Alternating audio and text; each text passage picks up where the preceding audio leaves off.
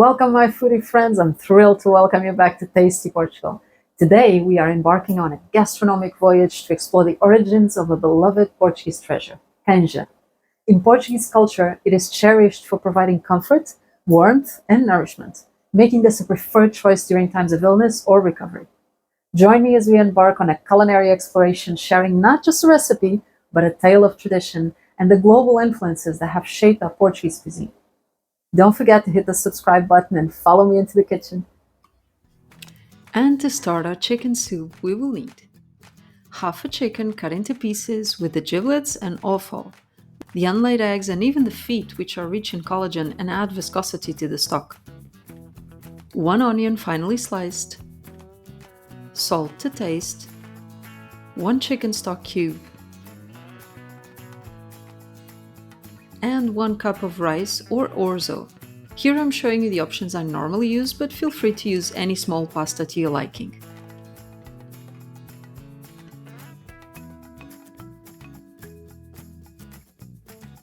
In a large pot or pressure cooker, add the chicken pieces, enough water to cover the whole chicken,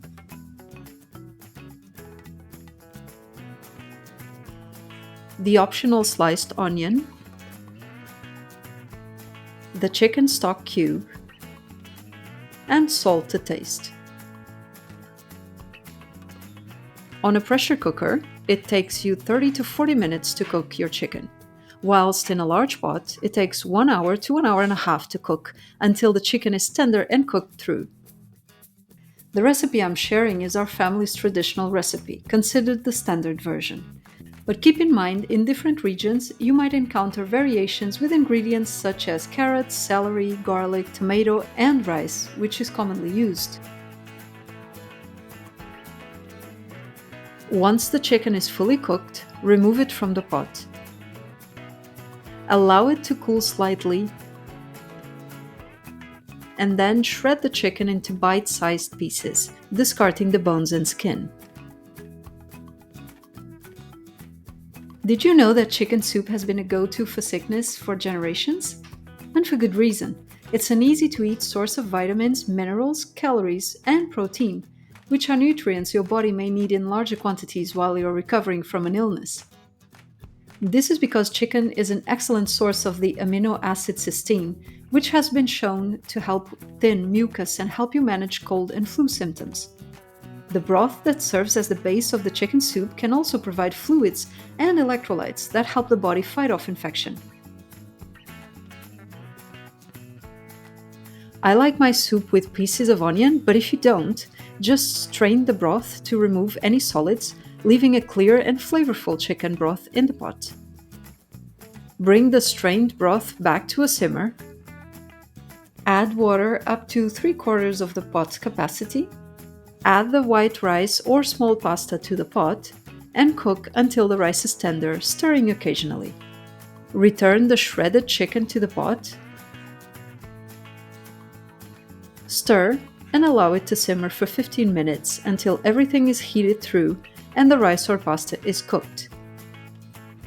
Taste the chicken soup or canja and adjust the seasoning with salt as needed. Do you know why chicken soup is associated with comfort?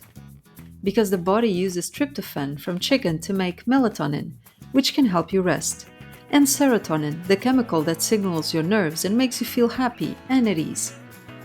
Both of these are reasons chicken soup is associated with comfort food, because you'll literally feel a physiological sense of comfort.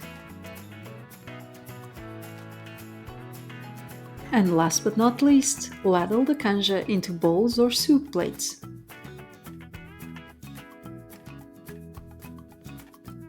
Garnish with fresh mint and enjoy this comforting and nourishing chicken soup, our Portuguese canja. And enjoy! And if you're like me and you want to know all about how this recipe was created or why it's called canja, visit us at tastyportugal.com.pt and find out all about it. And as we conclude our savory journey through the comforting universe of canja, the whispers of its mystery and healing essence remain in every aromatic sip.